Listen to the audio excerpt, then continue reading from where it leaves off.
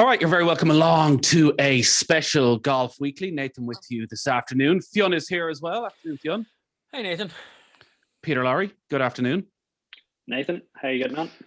No Joe this afternoon. He will be back for the regular pod on Thursday when we will, of course, be dissecting the somewhat insane finish to the Genesis Invitational last night. As you're all well aware at this stage, we're moving to Patreon on March 11th. You can sign up at otbsports.com/golf weekly. It's $3.99 a month. You get yourself that guaranteed podcast every week. You get the bonus episodes of major weeks, the live watch-alongs for the final rounds of the majors, big name interviews, and all this as well, a Life on Tour series where we're going to start checking in with PGA Tour pros on a regular basis who will give us the truth of what's happening out on tour rather than Peter's increasingly ill-informed speculation, except for that one time where he knew that Rory was having a child and threw us all under the bus with Rory's manager. So get on to otbsports.com/golf weekly. Sign up, and thank you to everybody who signed up already. We've been blown away with the response. So our special guest is a man who we'll be keeping a very close eye on over the next few months and checking in with on a regular basis. He is a two-time PGA Tour champion. He won the Quicken Loans International in 2015 and the Barbasol Championship in 2018. He's had 6 other top 3 finishes, including at Bay Hill and at Hilton Head. He is a Softco ambassador. Troy Merritt, you're very welcome to Golf Weekly. Lads, thanks for having me. It's good to be on the show.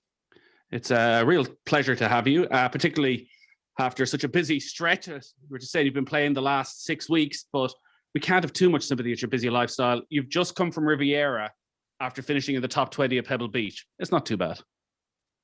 No, those two places, especially when Riviera is playing like it was last week when the sun's out and it's firm and fast, that golf course is one of the best we play on tour each year. And Pebble Beach is just a special place for really anybody if you're able to get out there. And Spyglass Hill, which is kind of the offside for us there, has really grown on me well. Both are in my top 5. So yeah, nice finish at Pebble, and then a little unfortunate Friday last week at Riviera.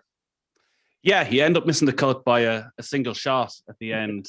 And what a weekend it ended up being. I mentioned there the insanity of the playoff. It is nighttime here. So for us, the PGA Tour is perfect, relaxing, feet up on the couch, Sunday night, 10:30, maybe a glass of wine, chilled out. And last night was, well, really the last 3-4 weeks have been as good as it gets. But that playoff between Max Homa and Tony Finau, do you tune in, or the second the weekend is done, are you tuning out?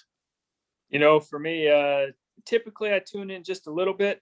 Unfortunately for the golf watching, I was not watching it last night. I was watching my Iowa Hawkeyes and Luka Garza become the all-time leading scorer in program history. They went ahead and beat Penn State by 6.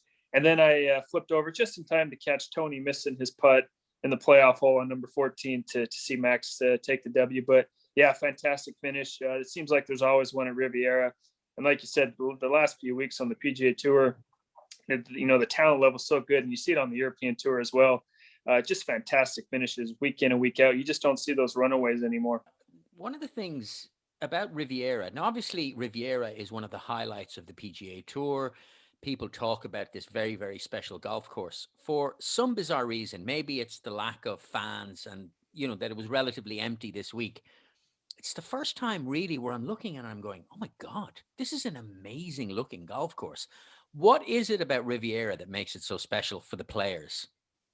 It's a proper golf course. It really doesn't suit much of any style of play. I mean, we've seen bombers win. We've seen the strategists win. You just got to know where to place it around that place, and you can't overpower it. I mean, we saw it, especially this week when it's firm and fast. You got to play from the fairways. Even though there wasn't any rough, when you were in the rough, you just can't attack the pins where they were.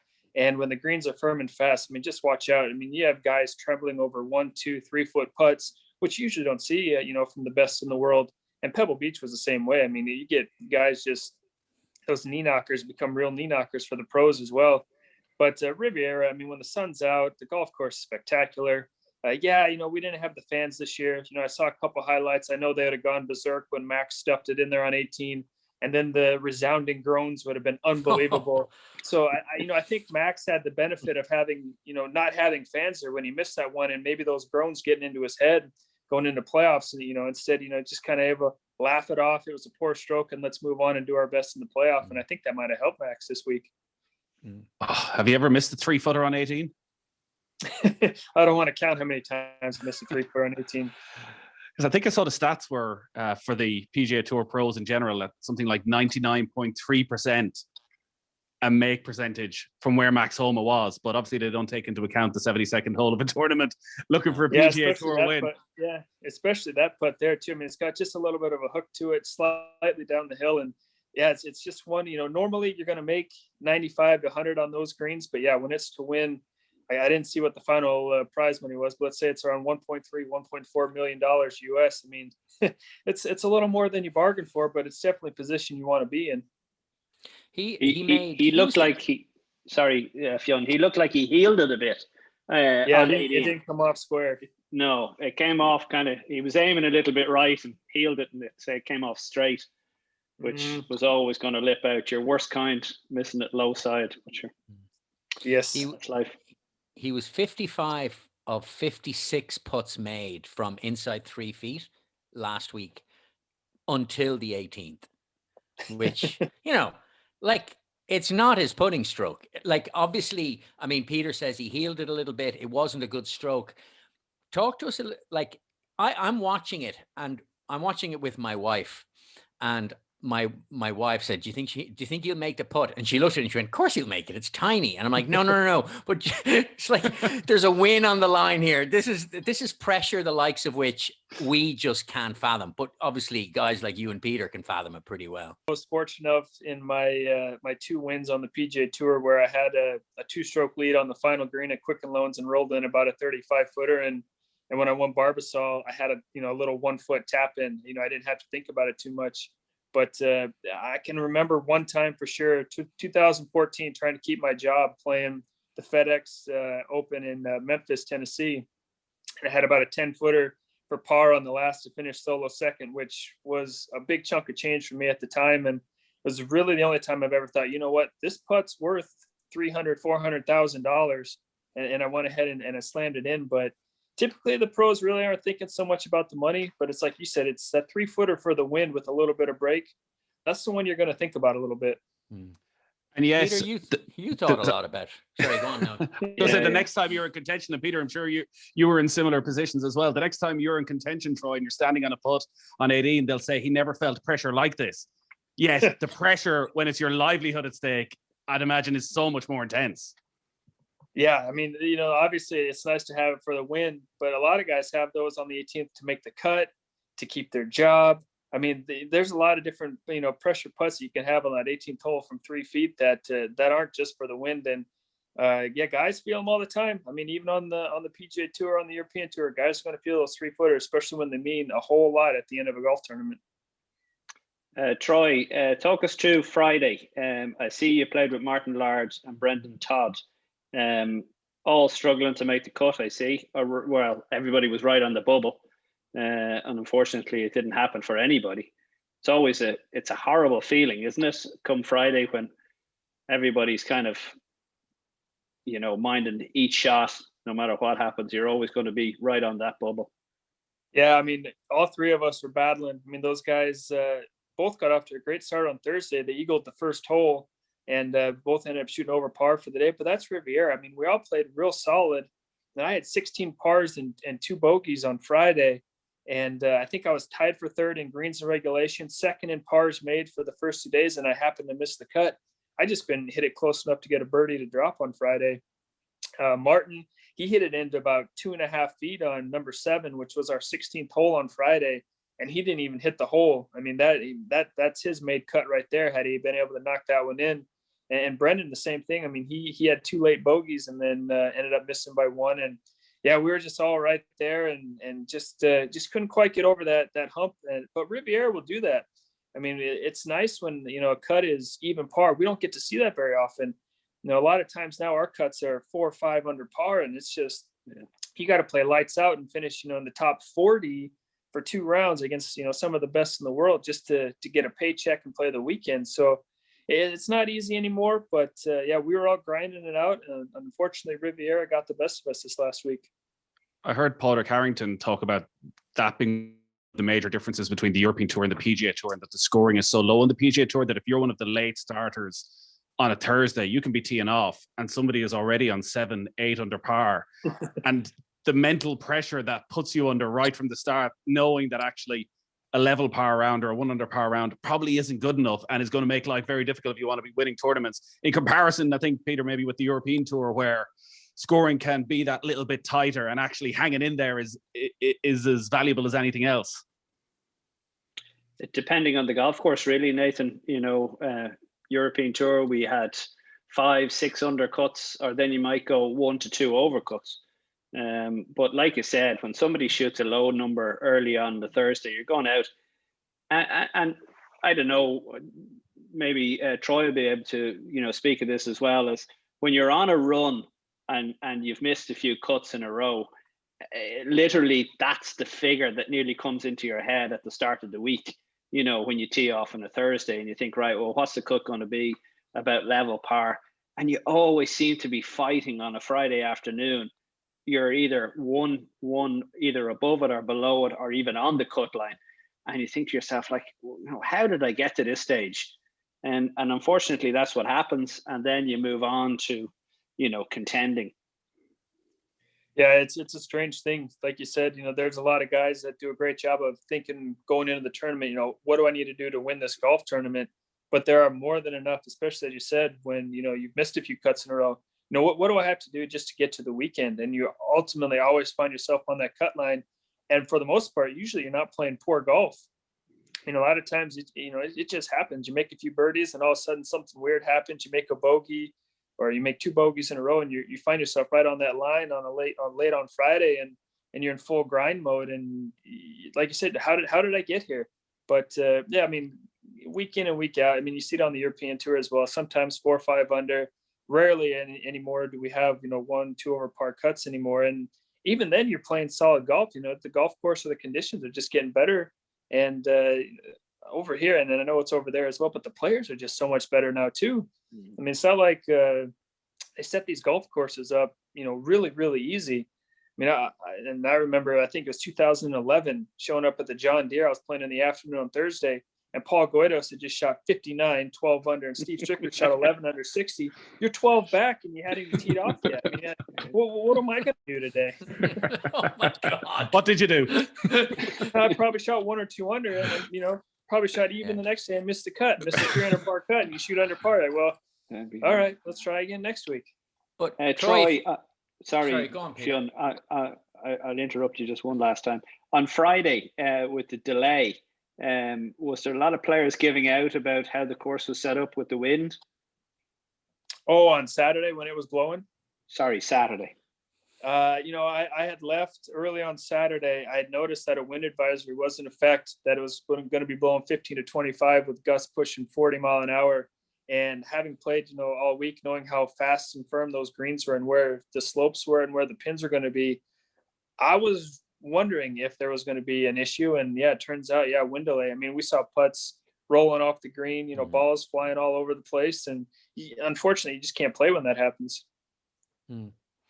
I wanted to ask you about, just like, obviously when you have your card and you're playing week to week, it's a marathon, it's not a race. So, but how do you, when you wake up on a Friday morning and you're out and you're going, okay, this is the number I've got to shoot to be here for the weekend. And when you're battling that number, what's the mental thing that you do to kind of just keep yourself positive, keep yourself going? And if you miss the cut, I didn't play so badly, I'll try again next week or next time I tee it up.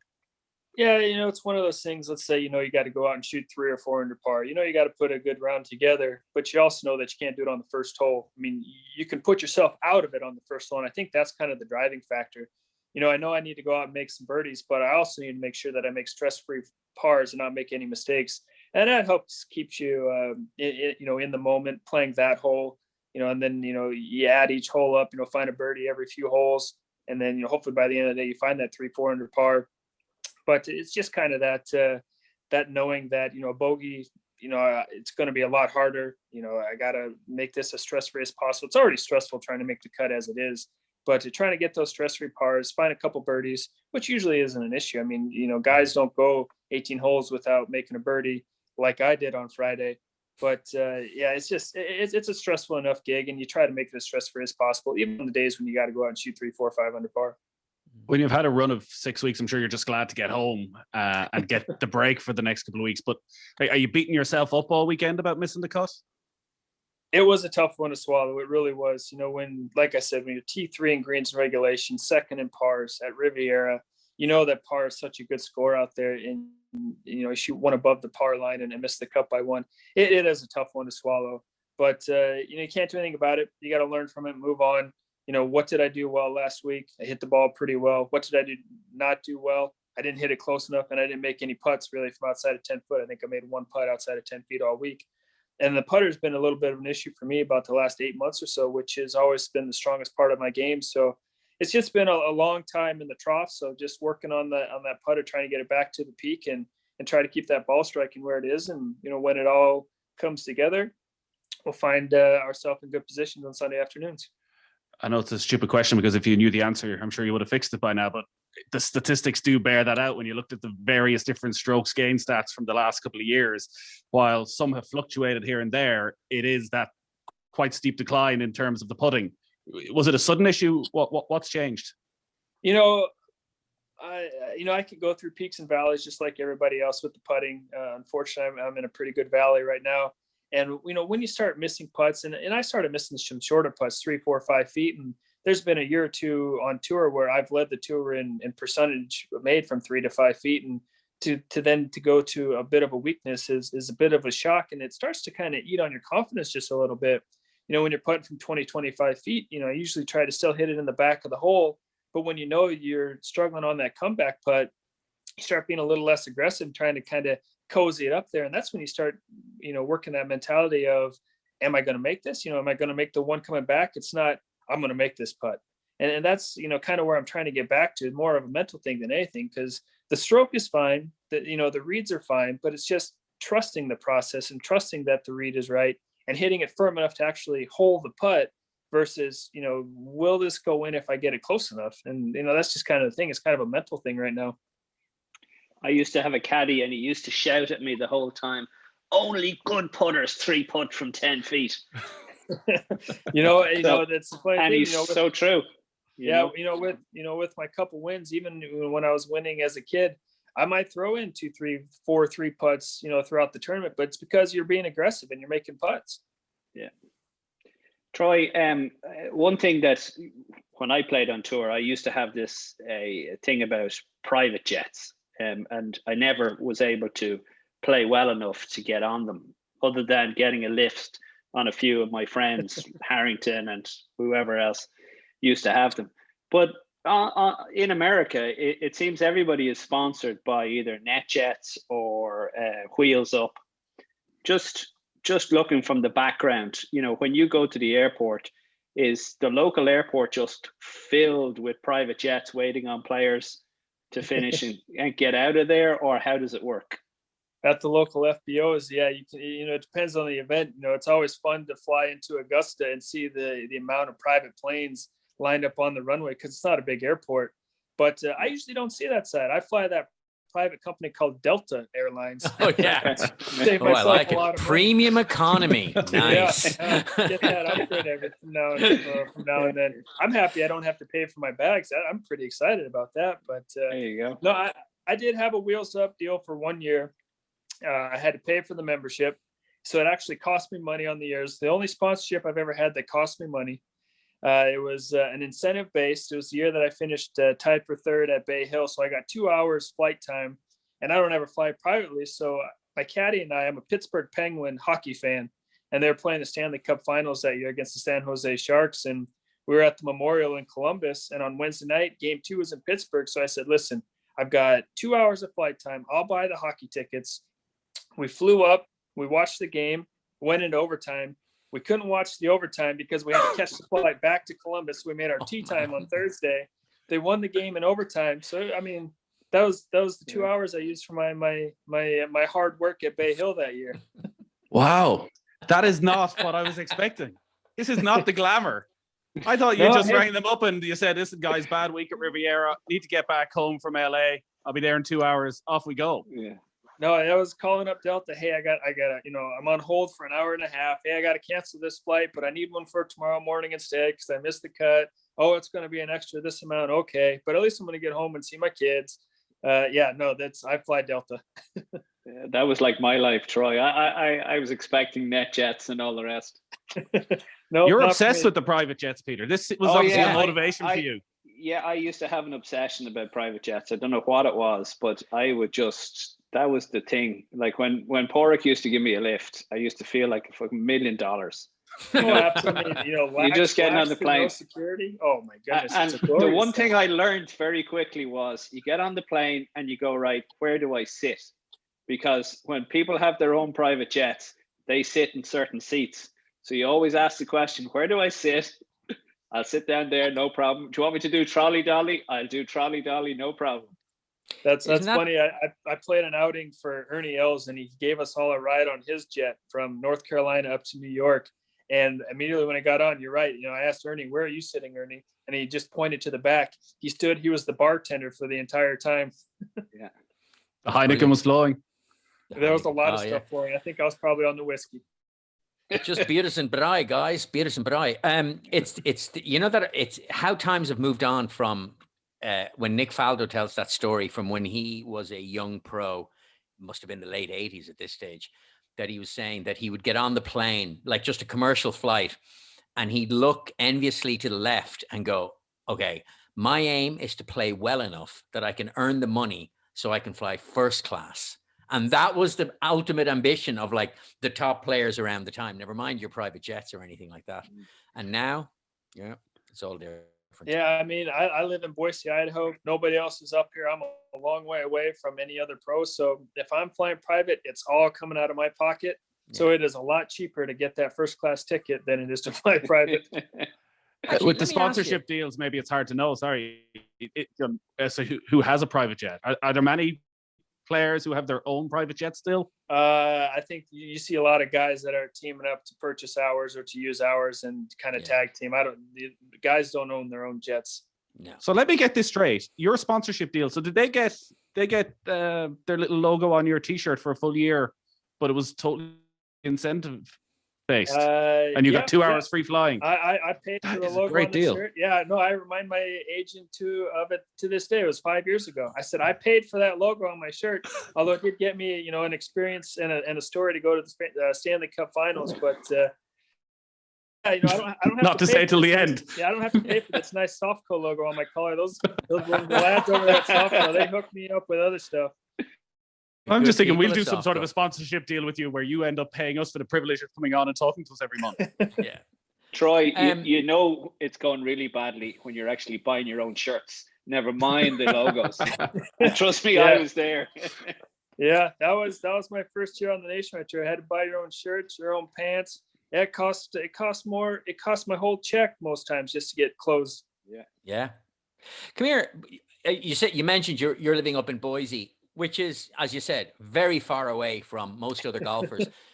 Is there any temptation to drag you and the family down to Florida to be kind of in the heart of golf, but also I imagine there's some pretty good tax incentives for relocating there?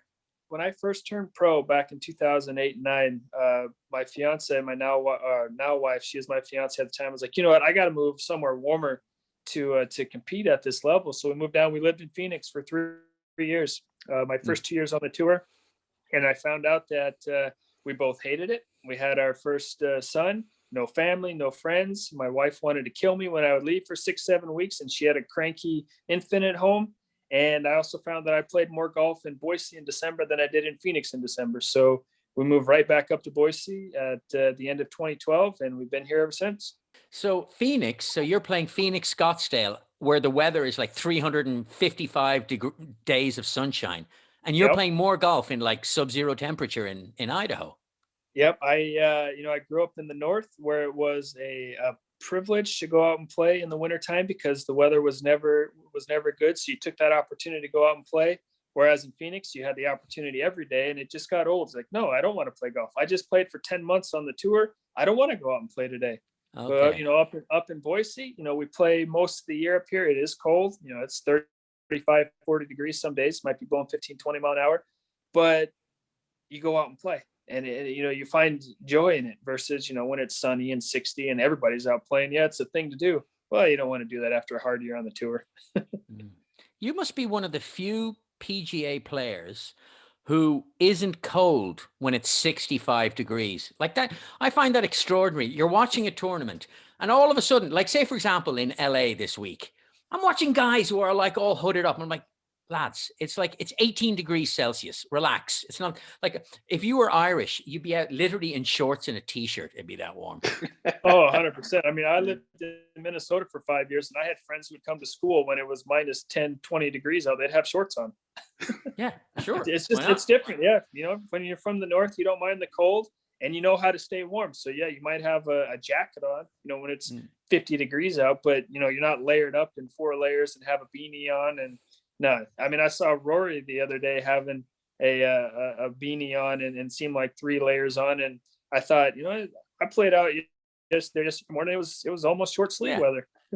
Yeah, but Rory's been in Florida too long. The days of Hollywood County Down, he's gotten soft. Yeah. Your blood does thin out quickly when you move down south. That's for sure. Yeah. Troy, so you've been a pro for a good long time now. What if you were to kind of look over the course of, say, decade plus career in the pros, what's the thing that you've learned that you didn't know back then?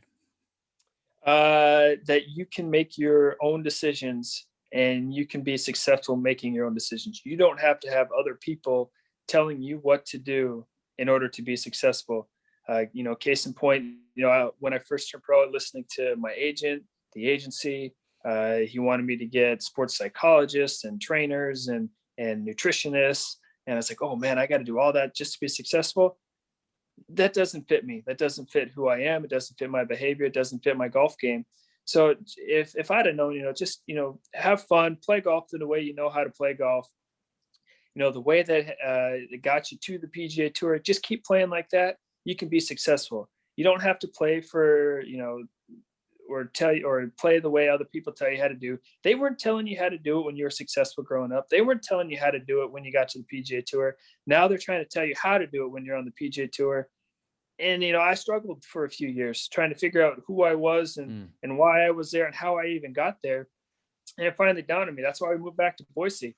I was successful in the cold. I know my game. I can take, months off if I need to, weeks off if I need to, not touch a club for 3 or 4 weeks and be totally fine. That's just who I am as a player. It's who I am as a person. And, as a result, I've been a mainstay on the tour with 2 wins now for the last, 7-8 years. So just know who you are as a person, know what you need to do to be successful. And you don't have to listen to all the outside noise. I imagine that pressure,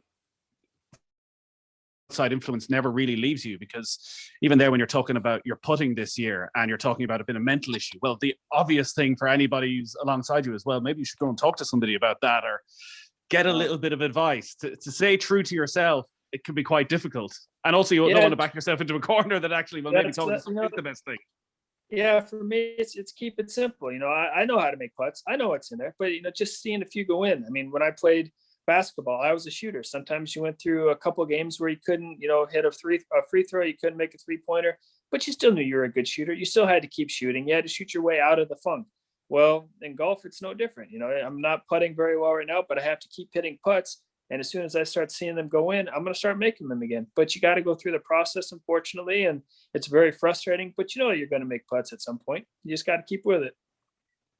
Peter, I heard yourself, and I think it was Harrington and Damien McGrain talking about, I think it's some therapists and psychologists who would walk up and down the range pre-tournament, basically looking for somebody who's showing any sign of weakness. Yeah, they're all gone. Well, they were gone my last couple of years out on tour.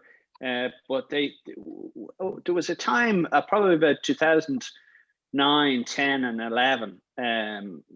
It was like they were all gathered together and you started playing a little bit poorly. Oh, maybe you should go talk to this guy. Maybe you should go talk to that guy. And it was a waste of time. Half of them are just, as McGrain would call them, shysters. You know what I mean? They're just in it for the money. They're not in it to improve you. They're just looking for the percentage hit. It's looking for their paycheck. Yeah, exactly. And it's another thing then that you have to go through. And No, look, sometimes they're very good for people. Don't get me wrong. Some guys really like them and need them very badly. And then other guys, like I'm listening to Troy there, and that's exactly what happened to me, Troy. I foolishly started listening to other people. And I went down just a path that I never came back out of. I was a decent, solid player, and then things started turning badly. Sort of 2013, 2014. Started listening to the wrong people, and hey ho, I lose my card, and that's me gone. Okay, I was out of an age of I was 43 at the time. But there was still lots of golf left in me. If I had done exactly what you said there, and just don't listen and just continue on, your own way. Is it harder for both of you? I mean, Troy, obviously you're doing fine, but for Peter, like, to have that similar experience, you guys as pros, you're on the road a lot. You're away from home. You're away from the familiarity of the world. And so when things aren't perhaps going the way you want them to, is it not just natural that you'd be grappling around for, well, what solution? And then you talk to other pros and they go, well, this worked for me. And you can, it's easy to convince yourself, oh shit, that could work for me too. So as you said, Troy, it takes that, well, it takes time to figure out that who you are, or to remind yourself of who you are. But that must be a very tough thing to get back to, particularly as Peter says, with all of these distractions. No, 100%. You're correct. And like I said, my putting has always been the best part of my game. I don't tinker with putters. I don't try out new putters. I stay with what I have. I know it's not the putter's fault. It's the guy wielding the putter. And, I've had, several reps coming up to me over the last few months. Oh, I'll build you this putter. I'll build you that putter. I've come home with 10 to 12 new putters, and I'm still using putter, the putter that I'm, it's been my mainstay. So it's just, you understand that people are going to be willing to offer you advice, willing to help you out. Some of it's going to be helpful, yes, but a lot of it is, like I said, it's just noise. You know yourself better than anybody else. You know what's going to work for you, and you just have to go out and do it. And, everybody's a little bit different. Like you say, when you're missing cuts on the road, you're away from your family. And now in the COVID world, you're stuck in your hotel room for 18 to 24 hours a day if you've missed the cuts. So it's a lonely time. There's a lot of self-reflecting you can do. And there's a lot of you can get on yourself pretty easily, and there's no outlet. You're just stuck there in a dark room yelling at yourself. It's not helpful. You got to find the positives in what you are doing. If your putting is kind of struggling right now, don't let that seep into the rest of your game. Don't let it drag you down the rest of the way. Don't let it get into your mental game if you can. And just know that tomorrow's a new day. Things are going to, turn around for you. Find the positives, focus on those, and move on to the next week. That's some Bob Rotella wisdom right there, guys. And it's free. You wanted free stuff. I'm bringing you free stuff. Yeah. I think we're going to call this Troy time. This will be a new slot, Troy time, where you can give these words of wisdom. I do hope over the coming months, Troy, we get an opportunity to delve deeper into your career and the success you've had over the last 12, 13 years. I am fascinated by your victory at the Kodak Challenge, because I remember the Kodak Challenge. It was the moment where it felt as though golf had lost the run of itself. It had more money than it knew what to do with it. So they invented this new concept, which was basically they picked one hole per tournament, and that score counted as a sort of imaginary overall tournament towards the end of the year. So 16 at Phoenix, 17 at Pebble, 17 at Sawgrass, 18 at Pebble Beach, and you won it. $1 million. Yeah, it was kind of a competition within a competition, and I think I made half the cuts my rookie year out there. But when I knew that I wasn't going to make the cut, and you're playing 16, 17 or 18 on Friday, knowing it was going to be your last crack at it, man, did that focus level turn up. And I had I've got several stories from it, but I remember Las Vegas. It was the second to last tournament of the year that year. I was tied for the lead with Ricky Fowler and Aaron Baddeley, playing number 16 on Sunday, and I hit this hybrid into about 18 feet. I'm playing with Brett Quigley, and I make the putt, and I give it the biggest hammer fist that I've ever had in my life. Brett just looks at my caddy. He's like, what is he doing? He just made eagle to go from tie 53rd to tie 47th. Like, what is he doing? My caddy goes, he just took the lead in the Kodak Challenge. Like, oh, that's nice. And they called it the $1 Million Challenge. But, after or before I got it, the government got in there. So it was like the $560,000 challenge, which was still fine. That's why you need to move to Florida. Arse, Troy. You did win it in the right way in the end, though. It ended up as a bit of a playoff, didn't it, with yourself, Fowler, and Badley? We ended up going to a playoff. Both Ricky and Aaron were outside the country. Ricky had, I think, just won the Korean Open. Bads was down in Australia playing. We had our last tournament down in Orlando at just outside Disney World, and both of them decided to come and play to try to make a birdie to tie me. And wouldn't you know, both of them made a birdie on either Thursday, Friday, or Saturday. And we went to that sudden death playoff for $1 million, and I hit a pitching wedge into about 1.5 feet and calmly rolled it in, and took home the $1 million from the boys. How did that pressure compare to fighting to save your card? I finished 125th that year on the money list, the last and final spot. So I was sitting there watching the guys come in all day, trying to figure out if I'm going to keep my job. And I think Johnson Wagner double bogeyed the 16th hole and finished 3rd or 4th that year. And had he finished 2nd or better, he would have knocked me to the 126 spot. Even though I shot bogey free 67 that final day and, made the cut, I made money that week, I still would have lost my card. But having the fact that I so that was all card, the same week. You kept your card that was and you won the $1 million. Wow. I kept my card, and then they had us go play the playoff hole half hour later. Oh my God. Wow. It was a long Sunday my rookie year. Where your emotions were there. Wow. I was drained. It was a pretty expensive dinner. I do remember that night. I'd imagine so. Didn't matter. Just on the money side, it's interesting how you didn't know what the exact prize money was for winning last night. And it was, I thought, one of the more refreshing sides of last night's victory for Max Homa was that, okay, the TV broadcasters have to talk about the FedEx points you've won and the money you've won and the world ranking points. He didn't seem to care. He just won his home tournament. It's something that at times it feels is getting lost, maybe because the type of players, the type of personalities that are coming out, they are just so driven. It's just so relentless. They win on a consistent basis. To have somebody come in who I don't want to call him a journeyman, but who is somebody who still treasures that sort of victory was a really refreshing thing. Well, I mean, and Max is a great example. I mean, he experienced some pretty low lows, a few years ago, and a lot of us have. We've seen the high side of the game. We've won on tour, and we've seen the low side of the game. You can't get in the fairway, can't make putts, you lose your card, you lose your job. You're back on the Monday tour, basically, trying to Monday qualify and find a spot into a field, and then you come all the way back and you win again. I mean, guys that, like I said, are mainstays that are winning a lot.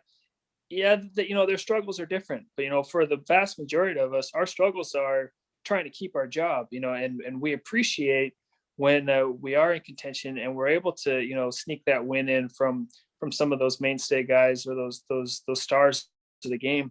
Yeah, the points are great, the money's great, the world ranking is great, but just winning and then knowing that you've come back from something so low to be able to come back and get that win, that's what's really special. Max Homa seems like a good guy. Yeah, and he's a good follow on Twitter. He's a pretty witty guy for sure. He's very funny. Yeah. He's really funny. Yeah. And very quiet. I mean, he doesn't talk a whole lot, but he's very funny. Who do you hang out with on tour? I mean, not so much these days in the COVID world, but a lot of families travel now. Mine doesn't. They only go to about once or twice a year in the summertime. But Robert Streb's probably my best buddy on tour, and Bryce Garnett. I played against him Division II golf in college, and now he's on the PGA Tour, a winner as well. So, kind of some of the maybe lesser known names out there.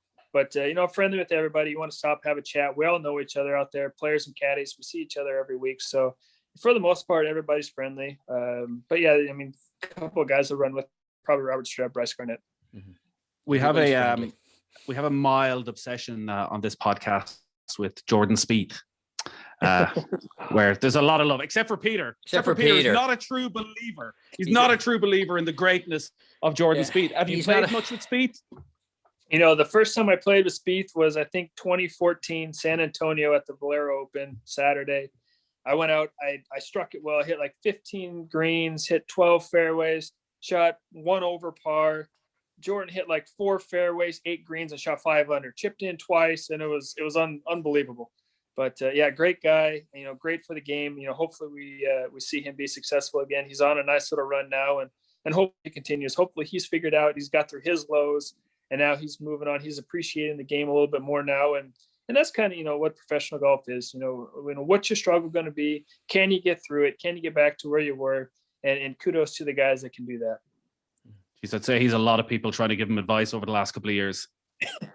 Hey, you got to shut it out and figure out what's best for you and do that. So what's the plan for the next few weeks? I think I'm going to have the next couple off here. I would have been very happy to get into Bay Hill, but qualifications changed just a little bit, and I'm not going to be in. I think I'm the 14th alternate right now. So I think we'll have 2 weeks off. Then I've got the Players Championship, which is a minor event coming up. I mean, not many guys go and play that one. But and then I'll play the Honda after that. And I'm just in the position where I've got to play a lot of golf. I'm typically a 25 to 30 tournament guy every year, just because I'm battling to keep my card a lot. And that's just kind of where I sit again this year, unfortunately. We should say as well, go on, Fionn, just before we wrap up. Just going to say, is that like, it's an obvious thing to say, but COVID is obviously this like unprecedented thing. Nobody's ever experienced anything like it. But has it been a negative for it just in pure terms of how it's affected your playing? Is it a good or a bad thing that there are no fans, that all this testing, et cetera, just the kind of COVID atmosphere? Yeah, it's a little bit different knowing when you have to when you show up on or to the city you're playing in, you immediately got to go to testing and get that swab shoved up into your nose, up touching your brain a little bit, and then you go sit in the hotel room for a couple hours, get your results. You have to go back to the test site, get your confirmation before you're even allowed to the golf course. So obviously a little bit of a different wrinkle that we have now, but one that we've had to deal with now since the middle of June. So it's becoming a little bit more of the norm. Yeah. For me, I probably spend a little bit more time at the golf course now, a little more practice time, which is probably why I can't putt right now. I'm practicing too much. I got to go back to natural, just show up and tee it up. Watching more hockey. You need to watch more hockey, Troy. More hockey, yeah. Just get away from golf. I tell you what. Mm-hmm. But no, it's different for sure. But we're all trying to get through it. Does your love for hockey not just dissipate instantly when you get to go to a Stanley Cup final and then you got to leave before overtime? Oh man, I was so disappointed. I was very happy that they won on the cab ride back to the private jet. Yes, I took a taxi cab to and from the private jet. No car service. But I love hockey. I love watching the Penguins. I've never put on skates in my life, having been a basketball player, and big Cleveland Browns fan. We've got something to root for in football. American football. Sorry. How are you? You're from Iowa. Was born in Iowa, raised in Idaho. You're a Browns fan. Yep. You like Pittsburgh and hockey. Like and the Pittsburgh Pirates and baseball. I can't. Oh, you're a Pirates fan of baseball as well. Yeah. All were very good when I was a kid in the late 80s, early 90s. Whoever's good when you're a kid, that's who you follow. I mean, I was a Michael Jordan fan, Chicago Bulls, and after Jordan left, realized I wasn't a Bulls fan. Don't really follow the NBA anymore. Right. Okay, that's fair enough. You mentioned your sponsors there, Softco. We need to give them a shout out because actually the connection you have with Ireland is through Softco. You're one of their global brand ambassadors, their provider of financial automation solutions. You can check out softco.com. Anybody who's listening in, and you've been to Ireland. You were here about, was it a year and a half ago? Did you play a bit of golf? A year and a half ago, yeah, first time. It was fantastic. We had an outing. I can't remember the course. It has a fantastic resort out there. But I just love the boys over at Softco. I mean, it's such a good relationship, such a good partnership. Obviously, they were dealing with all the unprecedented stuff, with COVID and getting through it. And to maintain that relationship and that partnership's been pretty special. Fantastic people over there. Wish them the very best. And hopefully I can get back over there, see them, and maybe you guys as well. And they're the best kind of sponsor. They give you money instead of you paying them. Yeah, they give me money, and then I use it to come on and give you guys free advice. And it's just how it is. It's brilliant. The circle is complete. You're in good company because the one I think it may be in Dunleary you played golf, because I was out there once at a Softco event, because you're in good company as an ambassador, because Dan Carter and Ronan O'Gara are two of their ambassadors. I'm not sure if you're a big rugby fan. I enjoyed watching it. I will say that I did have a chance to meet Ronan. We took on some of the ladies from the Irish field hockey team, Katie Mullen, Aisha McFerrin, and they put us through our paces on the field. Aisha tried to kill us both. But it was fantastic to be able to meet Ronan and the girls and just being part. I mean, I loved Ireland when I was over there. only got to spend about a day and a half, 2 days over there. Got to tour Dublin a little bit, and fantastic place. I can't wait to get back over there. I'm sure it's cold enough for you. I mean, I'm from the upper Midwest here in the States, and minus 40 degrees Fahrenheit. Yeah, it's positively balmy then in an Irish winter. We'll get you an invite into the Irish Open. How about that? Yeah, I mean, just before the British Open. I need to get over there again. I know that. Yeah, I need to get over there. I know that. Yeah, you get your qualification sorted for the Open. You can come to Ireland for a couple of weeks in advance. You can get around all the good links courses. It'll be perfect preparation, and it'll all work out nicely. Troy, it's been brilliant to talk to you. Hopefully we check in again in a few weeks, maybe just before the Masters. You play at Augusta. If everything goes well over the next few weeks, who knows, maybe you'll be back there again this year. Yeah, I would love to play it again. Augusta is fantastic. Great stuff. Troy, thanks a lot for talking to us. Guys, I appreciate it. We'll see you around the corner.